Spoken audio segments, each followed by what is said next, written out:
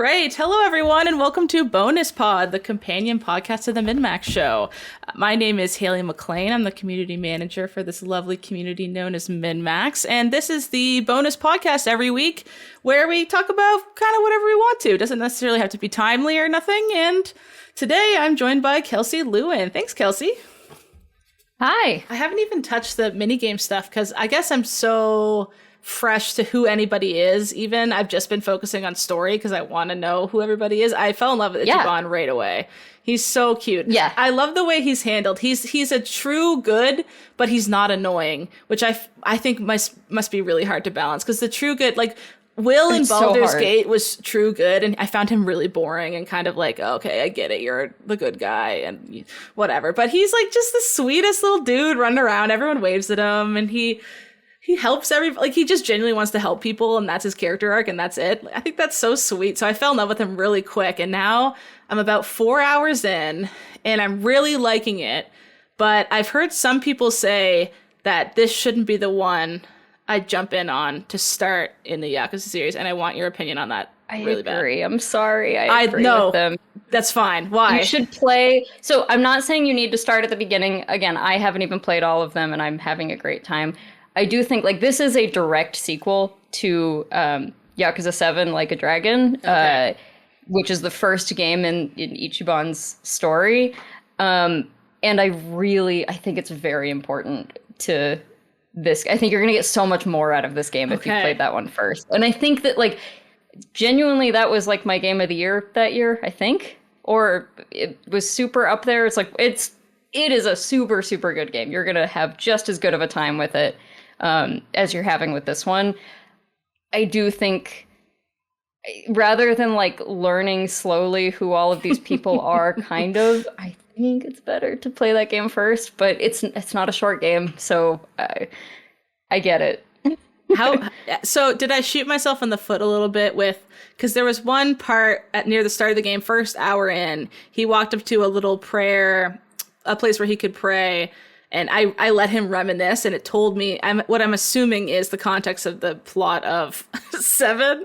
Did I spoil myself a little bit? Is that going to make it a worse experience? I don't think so. You're going to technically that is, a spoiler and everything, but you are going to meet those characters at least in some way very early on. Okay. And you, in fact, I think are going to be pretty confused as to why he has an altar for them at the beginning of that game, because you're going to be like, wait a sec, this doesn't seem like it's going this way. Okay. He would put an altar to them in his room. But yeah, I don't if you're only 4 hours in, I think you're not too late. If you were 30 hours in, I might be just you know finish. What? Yeah, just finish at this point. But I think, you're going to like him just as much, but you're going to learn why, it probably isn't surprising to hear this, but these are Yakuza games. Ichiban is an ex-Yakuza member. He did not start out as a beloved hero of Japan, as you can probably imagine, as he does in this game, where everyone likes him and everyone appreciates this literal criminal, his story doesn't start off that bright. So I think you'll get a lot out of it, and you'll really be like, wow, all of this to get to this point. And then even the some of the party members and stuff that 4 hours in, I assume you have 2 party members, right? Yeah. Okay.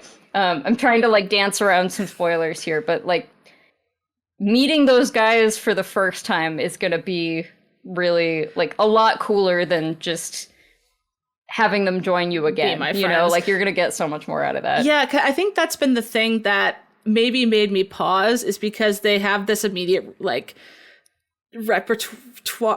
between each other that I'm I kind of want to see how this came about. They're also such interesting friends with each other, and they're all so different, but they get along so well. How did that happen?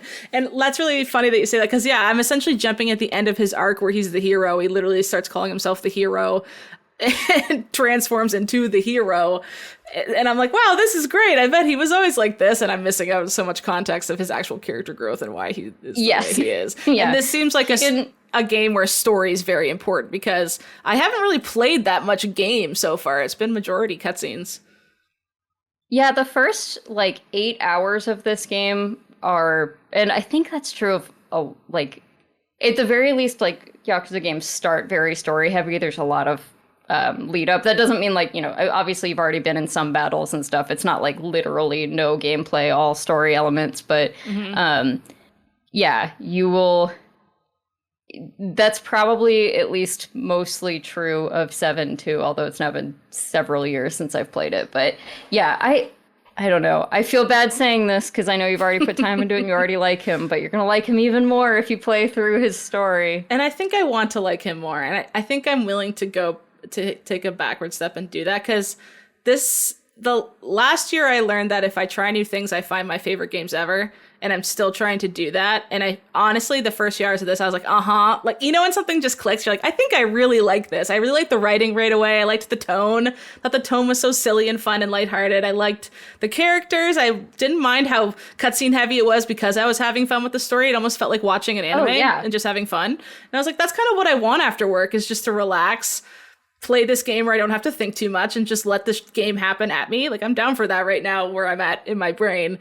So if I just get more of that, is 7 also like 100-hour game? How many hours did you put into it? It's pretty long. I don't remember how many hours I put into it. I want to say 70-ish, but I definitely did do side content. Like, I did probably basically every side quest, and then spent a decent amount of time in several of the mini games too. The only bad part about 7 is it gets some difficulty spikes that, like, kind of just require grinding or getting really focusing on trying to get, like, the exact right weapons or equipment.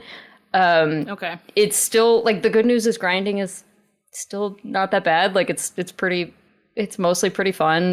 There's a whole, like, dungeon area where you can just kind of, like, run through a dungeon and get good loot and fight, you know, monsters of a specific level. And I'm curious, actually, not that I like that this is a thing. Oh, you know what? There might even be a difficulty setting in it. That would be even better. I was going to say, sometimes they'll, like, sell, you know, like, for $2.99 you can get, like, good weapons and more, you know, 1.5 experience or whatever, which I always find, I'm like, just make that a setting, man. Like, don't make that a separate transaction. But yeah, like, I definitely played everything just completely normal. But if there's, like, a, you know, an easier setting or something, the gameplay and the battles and everything are fun. But if you can probably shave 10 hours off if you just, like, 10 hours. Okay. If there's an easy mode, just, you know, to kind of mow through some of that. And does it have the same fighting mechanics as this new one out? Because I'm quite liking the way you fight in this game, or is it different? Mostly. Okay. That's why I'm, like, prefacing this with it is going to kind of suck to go backwards, because they made it better in this new one. In the old one, you don't have as much, like, freedom to move around the battlefield and, like, line stuff up really nicely. Like, it's not quite as tactical. And I enjoy it in the new one a lot more, but it's still basically the same. Okay. I think I'm going to do it, Kelsey. I think you convinced me. I'll play 7 first. I'm proud of you. Thank you. And feel free to just, like, if you want to just talk about this game anytime. Like, I love Ichiban's story so much. It's so good. How did you find I don't even know the main character's name from before Ichiban, but is it just leaps and bounds? Yeah, do you just like Ichiban leaps and bounds more than that main character? No, that's the great thing, is they're both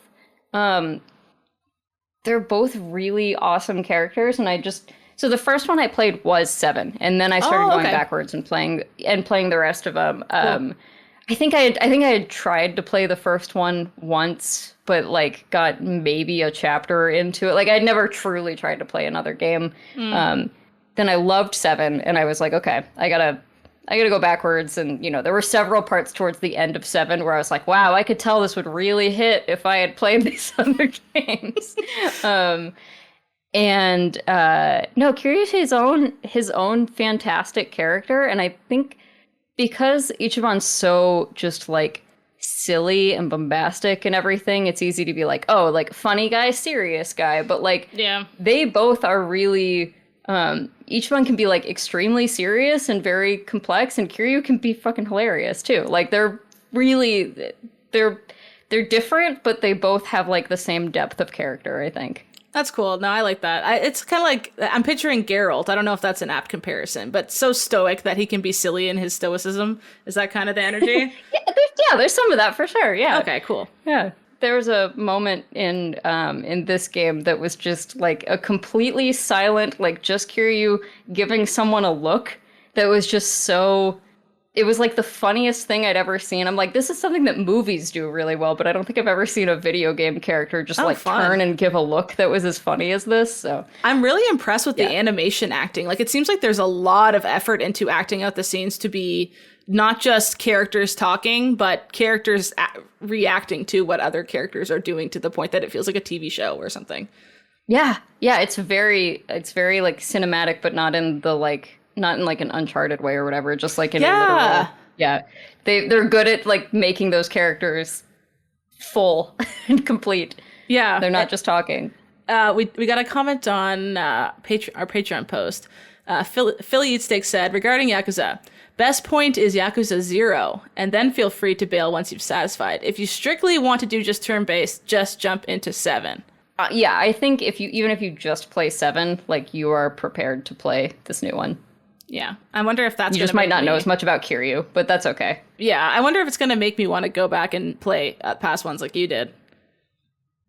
It worked for me. And we're at that point during the year where we're not close enough at all to end of year where I don't feel rushed. Like, if I were to try this, I think in November, I would fail and not actually follow through and play 7 and then 8. Yeah, for sure. But I think with its... Oh, some people in chat are saying start with 0. Seriously. 0 is legit one of the greatest games ever. Interesting. I like that people have different opinions. That's what I like about series too. You know, sometimes like with Zelda or Mario or whatever, it's like, which one's the best one? Everyone has a different take. I like when series are like that and there's not just one clear winner. This was just a clip from our Patreon exclusive podcast called Bonus Pod. If you support MinnMax on Patreon at the $5 tier, you unlock Bonus Pod each and every week. Haley McLean is joined by cohorts to talk about whatever they want. It's kind of the sister show, the companion show to the MinnMax Show podcast. So there's even more content in here. Also, we take calls from members of the community and we can really dive into the weeds on stuff. So if you want to more than double the amount of podcasts from MinnMax every week, support MinnMax on Patreon at the $5 tier. Thanks so much.